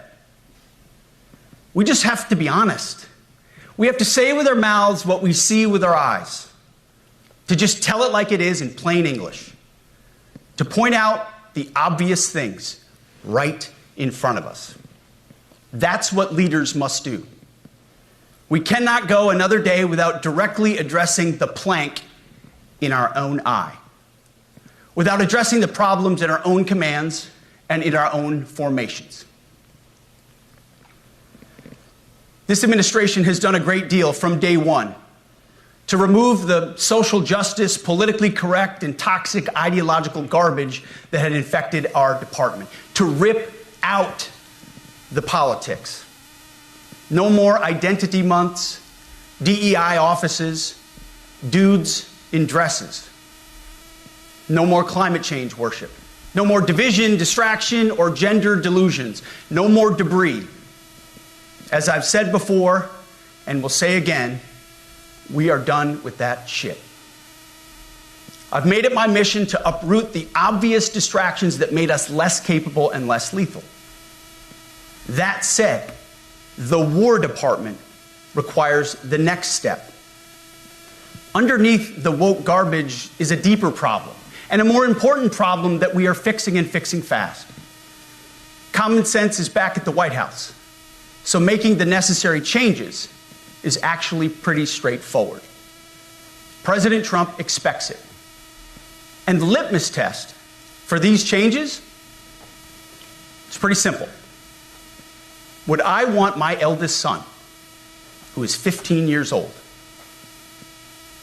eventually joining the types of formations that we are currently wielding?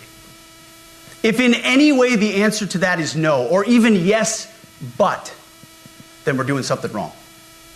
Because my son is no more important than any other American citizen who dons the cloth of our nation. He is no more important than your son. All precious souls made in the image and likeness of God. Every parent deserves to know that their son or their daughter that joins our ranks is entering exactly the kind of unit that the Secretary of War would want his son to join. Think of it as the golden rule test. Jesus said, "Do unto others that which you would have done unto yourself." It's the ultimate simplifying test of truth. The new War Department golden rule is this: do unto your unit as you would have done unto your own child's unit. Would you want him serving with fat or unfit or undertrained troops? Or alongside people who can't meet basic standards? Or in a unit where standards were lowered so certain types of troops could make it in? In a unit where leaders were promoted for reasons other than merit, performance, and warfighting? The answer is not just no, it's hell no. This means at the War Department, first and foremost, we must restore a ruthless, dispassionate, and common sense application of standards. I don't want my son serving alongside troops who are out of shape, or in combat unit with females who can't meet the same combat arms physical standards as men, or troops who are not fully proficient on their assigned weapons, platform, or task, or under a leader who was the first, but not the best. Standards must be uniform, gender neutral, and high. If not, they're not standards. They're just suggestions. Suggestions that get our sons and daughters killed. When it comes to combat arms units, and there are many different stripes across our joint force, The era of politically correct, overly sensitive, don't hurt anyone's feelings leadership ends right now. At every level, either you can meet the standard, either you can do the job, either you are disciplined, fit, and trained, or you are out. And that's why today, at my direction, and this is the first of 10 Department of War directives that are arriving at your commands as we speak and in your inbox. Today, at my direction, each service will ensure that every requirement for every combat MOS, for every designated combat arms position, returns to the highest male standard only. Because this job is life or death. Standards must be met. And not just met, at every level we should seek to exceed the standard, to push the envelope, to compete. It's common sense and core to who we are and what we do. It should be in our DNA. Today, at my direction, we are also adding a combat field test for combat arms units that must be executable in any environment at any time and with combat equipment. These tests, they'll look familiar. They'll resemble the Army Expert Physical Fitness Assessment or the Marine Corps Combat Fitness Test. I'm also directing that warfighters in combat jobs execute their service fitness test at a gender-neutral, age-normed male standard scored above 70%. It all starts with physical fitness and appearance. If the Secretary of War can do regular, hard PT, so can every member of our joint force. Frankly, it's tiring to look out at combat formations, or really any formation, and see fat troops. Likewise, it's completely unacceptable to see fat generals and admirals in the halls of the Pentagon and leading commands around the country and the world. It's a bad look. It is bad, and it's not who we are. So whether you're an airborne ranger or a chairborne ranger, a brand new private or a 4-star general, you need to meet the height and weight standards and pass your PT test. And as the chairman said, yes, there is no PT test. But today, at my direction, every member of the joint force at every rank is required to take a PT test twice a year, as well as meet height and weight requirements twice a year, every year of service. Also today, at my direction, every warrior across our joint force is required to do PT every duty day. It should be common sense. I mean, most units do that already, but we're codifying it. And we're not talking like hot yoga and stretching. Real hard PT, either as a unit or as an individual. At every level, from the Joint Chiefs to everyone in this room to the youngest private, leaders set the standard. And so many of you do this already. Active, Guard, and Reserve. This also means grooming standards. No more beards, long hair, superficial individual expression. We're going to cut our hair, shave our beards, and adhere to standards. Because it's like the broken windows theory of policing. It's like when you let the small stuff go, the big stuff eventually goes. So you have to address the small stuff. This is on duty, in the field, and in the rear. If you want a beard, you can join Special Forces. If not, then shave. We don't have a military full of Nordic pagans. But unfortunately, we have had leaders who either refused to call BS and enforce standards, or leaders who felt like they were not allowed to enforce standards. Both are unacceptable. And that's why today, at my direction, the era of unprofessional appearance is over. No more beardos. The era of rampant and ridiculous shaving profiles is done. Simply put, if you do not meet the male-level physical standards for combat positions, cannot pass a PT test, or don't want to shave and look professional, it's time for a new position or a new profession. I sincerely appreciate the proactive efforts the secretaries have already taken in some of those areas, service secretaries. And these directives are intended to simply accelerate those efforts. On the topic of standards, allow me a few words to talk about toxic leaders. Upholding and demanding high standards is not toxic. Enforcing high standards, not toxic leadership. Leading warfighters toward the goals of high, gender-neutral, and uncompromising standards in order to forge a cohesive, formidable, and lethal Department of War is not toxic.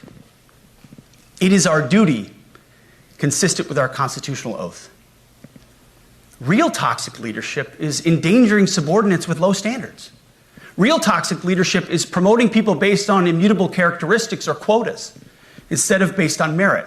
Real toxic leadership is promoting destructive ideologies that are an anathema to the Constitution and the laws of nature and nature's God, as Thomas Jefferson wrote in the Declaration of Independence. The definition of toxic has been turned upside down, and we're correcting that. That's why today, at my direction, we're undertaking a full review of the department's definitions of so-called toxic leadership, bullying, and hazing, to empower leaders to enforce standards without fear of retribution or second guessing. Of course, you can't do like nasty bullying and hazing. We're talking about words like bullying and hazing and toxic. They've been weaponized and bastardized inside our formations, undercutting commanders and NCOs. No more. Setting, achieving, and maintaining high standards is what you all do. And if that makes me toxic, then so be it. Second, today at our direction, we're ensuring that every service, every unit, every schoolhouse, and every form of professional military education conduct an immediate review of their standards. Now, we've done this in many places already, but today it goes across the entire Department of War. Any place where tried and true physical standards were altered, especially since 2015 when combat arms standards were changed to ensure females could qualify, must be returned to their original standard. Other standards have been manipulated to hit racial quotas as well, which is just as unacceptable. This too must end. Merit only. The president talks about it all the time, merit-based. Here are two basic frameworks I urge you to pursue in this process. Standards I call, my staff's heard all about them, the 1990 test and the E6 test. The 1990s test is simple. What were the military standards in 1990? And if they have changed, tell me why. Was it a necessary change based on the evolving landscape of combat? Or was the change due to a softening, weakening, or gender-based pursuit of other priorities? 1990s seems to be as good a place to start as any. And the E6 test. Ask yourself, does what you're doing make the leadership, accountability, and lethality efforts of an E6, or frankly an O3, does it make it easier or more complicated? Does the change empower staff sergeants, petty officers, and tech sergeants to get back to basics? The answer should be a resounding yes. The E6 test, or O3 test, clarifies a lot, and it clarifies quickly. Because war does not care if you're a man or a woman. Neither does the enemy. Nor does the weight of your rucksack, the size of an artillery round, or the body weight of a casualty on the battlefield who must be carried. This, and I want to be very clear about this, this is not about preventing women from serving. We very much value the impact of female troops. Our female officers and NCOs are the absolute best in the world. But when it comes to any job that requires physical power to perform in combat, those physical standards must be high and gender neutral. If women can make it, excellent. If not, it is what it is. If that means no women qualify for some combat jobs, so be it. That is not the intent, but it could be the result, so be it. It will also mean that weak men won't qualify because we're not playing games. This is combat. This is life or death. As we all know, this is you versus an enemy hell-bent on killing you. To be an effective, lethal fighting force, you must trust that the warrior alongside you in battle is capable, truly physically capable of doing what is necessary under fire. You know this is the only standard you would want for your kids and for your grandkids. Apply the War Department Golden Rule, the 1990 test, and the E6 test, and it's really hard to go wrong. Third, we are attacking and ending the walking on eggshells and zero defect command culture. A risk-averse culture means officers execute not to lose instead of to win. A risk-averse culture means NCOs are not empowered to enforce standards. Commanders and NCOs don't take necessary risks or make tough adjustments for fear of rocking the boat or making mistakes. A blemish-free record is what peacetime leaders covet the most, which is the worst of all incentives. We, as senior leaders, need to end the poisonous culture of risk aversion and empower our NCOs at all levels to enforce standards. Truth be told, for the most part, we don't need new standards. We just need to reestablish a culture where enforcing standards is possible. And that's why today, at my direction, I'm issuing new policies that will overhaul the IG, EO, and MEO processes. I call it the No More Walking on Eggshells policy. We are liberating commanders and NCOs. We are liberating you. We are overhauling an Inspector General process, the IG, that has been weaponized, putting complainers, ideologues, and poor performers in the driver's seat. We're doing the same with the equal opportunity and military equal opportunity policies, the EO and MEO at our department.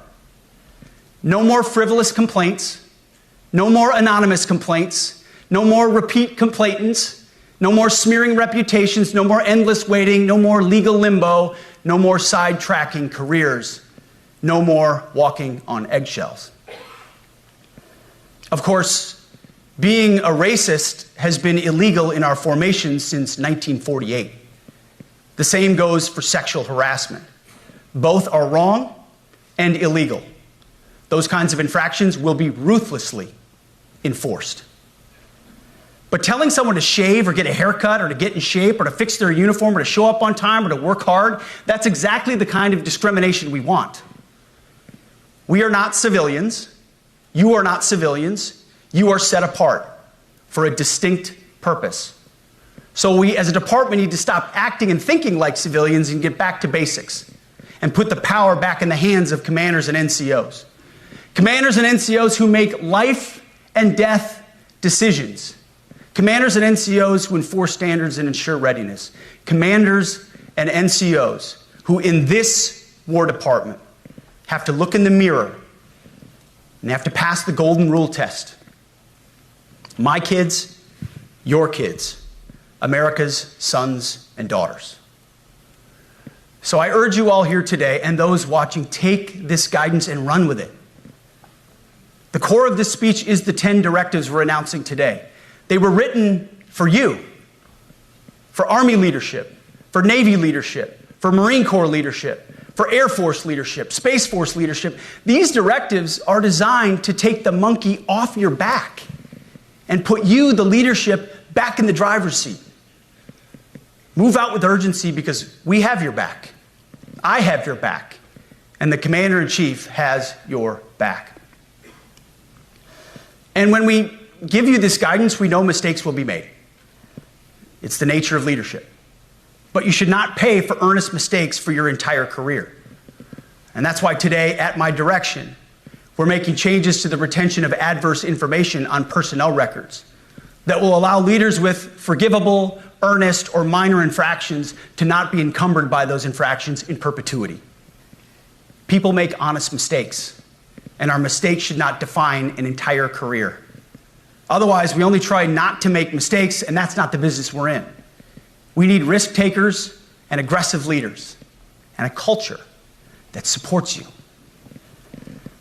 Fourth, at the War Department, promotions across the Joint Force will be based on one thing: merit.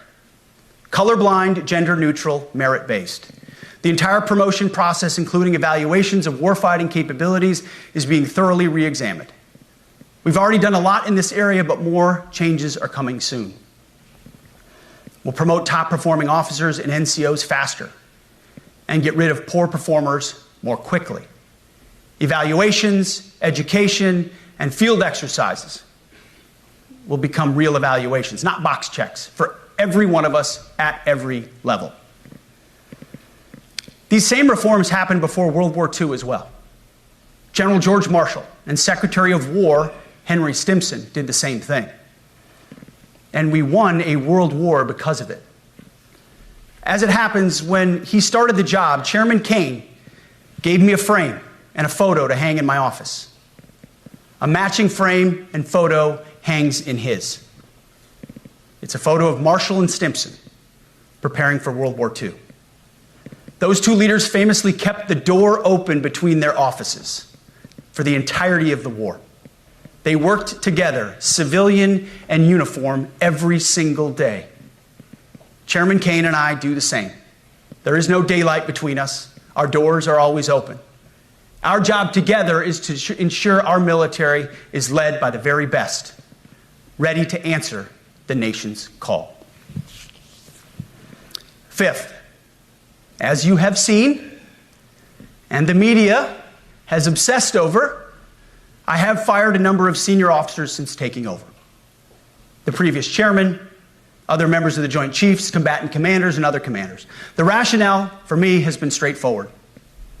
It's nearly impossible to change a culture with the same people who helped create or even benefited from that culture, even if that culture was created by a previous president and previous secretary. My approach has been simple. When in doubt, assess the situation, follow your gut, and if it's the best for the military, make a change. We all serve at the pleasure of the president every single day. But in many ways, it's not their fault. It's not your fault. As foolish and reckless as the woke department was, those officers were following elected political leadership. An entire generation of generals and admirals were told that they must parrot the insane fallacy that, quote, our diversity is our strength. Of course, we know our unity is our strength. They had to put out dizzying DEI and LGBTQI plus statements. They were told females and males are the same thing, or that males who think they're females is totally normal. They were told that we need a green fleet and electric tanks. They were told to kick out Americans who refuse an emergency vaccine. They followed civilian policies set by foolish and reckless political leaders. Our job, my job, has been to determine which leaders simply did what they must to answer the prerogatives of civilian leadership, and which leaders are truly invested in the woke department, and therefore incapable of embracing the War Department and executing new lawful orders. That's it. It's that simple.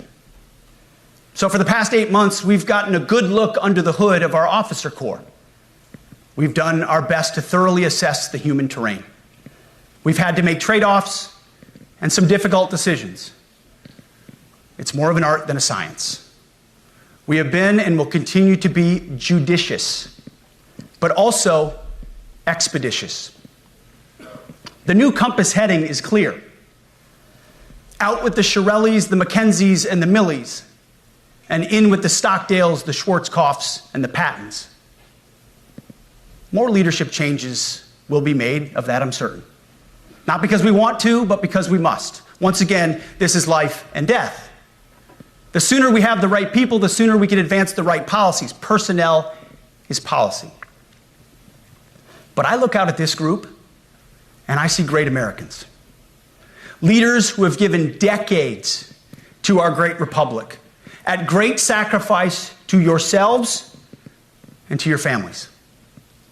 But if the words I'm speaking today are making your heart sink, then you should do the honorable thing and resign. We would thank you for your service. But I suspect, I know, the overwhelming majority of you feel the opposite. These words make your hearts full. You love the War Department because you love what you do, the profession of arms. You are hereby liberated to be an apolitical, hard-charging, no-nonsense, constitutional leader that you joined the military to be. We need you locked in on the M, not the D, the E, or the I, not the DEI or the DIE of dime. By that I mean the M, military, of the instruments of national power. We have entire departments across the government dedicated to diplomatic, informational, and economic lines of effort. We do the M. Nobody else does. And our GOFOs need to master it in every domain and every scenario. No more distractions, no more political ideologies, no more debris. Now, of course, we're going to disagree at times. We would not be Americans if we didn't. Being a leader in a large organization like ours means having frank conversations and differences of opinion. You will win some arguments, and you will lose some arguments. But when civilian leaders issue lawful orders, we execute. We are professionals in the profession of arms.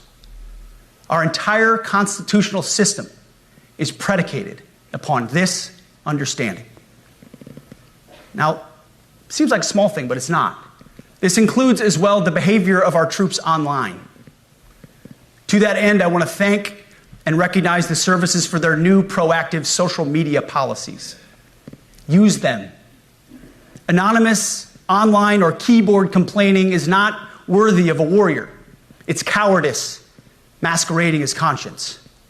Anonymous, unit-level social media pages that trash commanders, demoralize troops, and undermine unit cohesion must not be tolerated. Again, O3s, E6s. Sixth, we must train and we must maintain. Any moment that we are not training on our mission or maintaining our equipment is a moment we are less prepared for preventing or winning the next war. That is why today, at my direction, we are drastically reducing the ridiculous amount of mandatory training that individuals and units must execute. We've already ended the most egregious. Now we're giving you back real time. Less PowerPoint briefings and fewer online courses, more time in the motor pool, and more time on the range.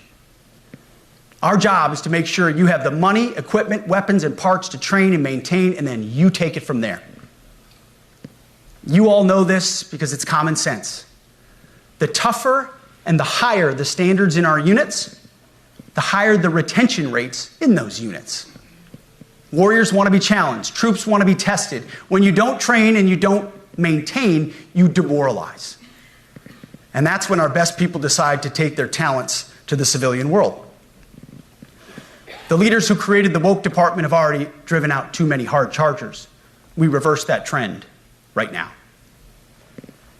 There is no world in which high-intensity war exists without pain, agony, and human tragedy. We are in a dangerous line of work. You are in a dangerous line of work. We may lose good people. But let no warrior cry out from the grave, "If only I had been properly trained." We will not lose warfighters because we failed to train or equip them or resource them. Shame on us if we do. Train like your warriors' lives depend on it, because they do. To that point, basic training is being restored to what it should be: scary, tough, and disciplined. We're empowering drill sergeants to instill healthy fear in new recruits, ensuring that future warfighters are forged. Yes, they can shark attack, they can toss bunks, they can swear, and yes, they can put their hands on recruits. This does not mean they can be reckless or violate the law, but they can use tried and true methods to motivate new recruits, to make them the warriors they need to be. Back to basics at basic as well. Of course, and you know this, basic training is not where mission readiness should end. The nature of the evolving threat environment demands that everyone in every job must be ready to join the fight if needed. A core credo of the Marine Corps is every Marine a rifleman. It means that everyone, regardless of MOS, is proficient enough to engage an enemy threat at sea, in the air, or in a so-called rear area. We need to ensure that every member of our uniformed military maintains baseline proficiency in basic combat skills, especially because the next war, like the last, will likely not have a rear area. Finally, as President Trump rightly pointed out when he changed the department name, the United States has not won a major theater war since the name was changed to the Department of Defense in 1947. One conflict stands out in stark contrast: the Gulf War. Why?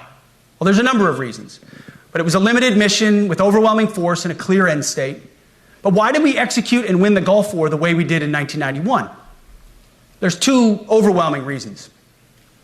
One was President Ronald Reagan's military buildup gave an overwhelming advantage. And two, military and Pentagon leadership had previous formative battlefield experiences. The men who led this department during the Gulf War were mostly combat veterans of the Vietnam War. They said never again to mission creep or nebulous end states. The same holds true today. Our civilian and military leadership is chock full of veterans from Iraq and Afghanistan who say never again to nation building and nebulous end states. This clear-eyed view, all the way in the White House, combined with President Trump's military buildup, postures us for future victories if, and we will, and when we embrace the War Department. And we must. We are preparing every day. We have to be prepared for war, not for defense. We're training warriors, not defenders. We fight wars to win, not to defend. Defense is something you do all the time. It's inherently reactionary and can lead to overuse, overreach, and mission creep. War is something you do sparingly, on our own terms, and with clear aims. We fight to win. We unleash overwhelming and punishing violence on the enemy. We also don't fight with stupid rules of engagement. We untie the hands of our warfighters to intimidate, demoralize, hunt, and kill the enemies of our country. No more politically correct and overbearing rules of engagement. Just common sense, maximum lethality, and authority for warfighters. That's all I ever wanted as a platoon leader.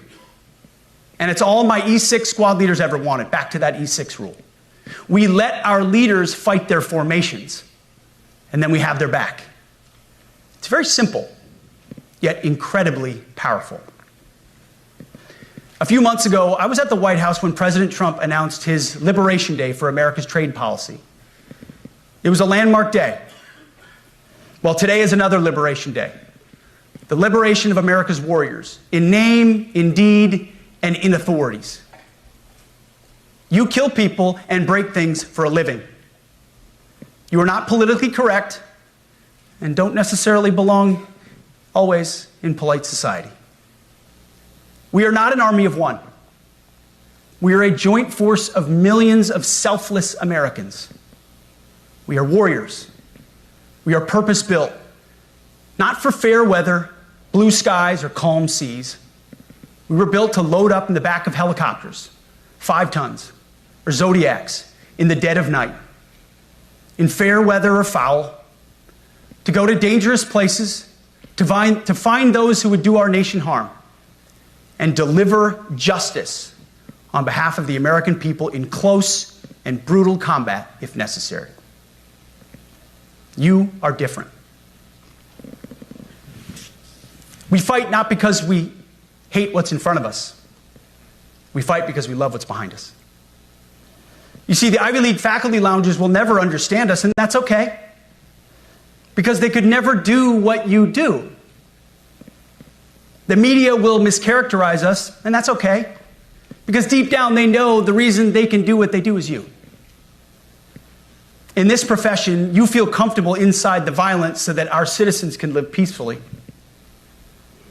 Lethality is our calling card, and victory our only acceptable end state. In closing, a few weeks ago, at our monthly Pentagon Christian prayer service, I recited a commander's prayer. It's a simple yet meaningful prayer for wisdom for commanders and leaders. I encourage you to look it up if you've never seen it. But the prayer, it ends like this. And most of all, Lord, please keep my soldiers safe. Lead them, guide them, protect them, watch over them. And as you gave all of yourself for me, help me give all of myself for them. And amen. I have prayed this prayer many times since I've had the privilege of being your secretary.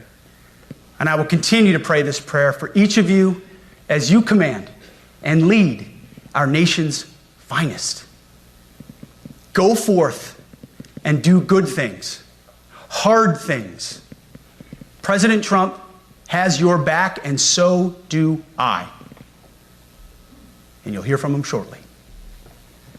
Move out and draw fire, because we are the War Department. Godspeed.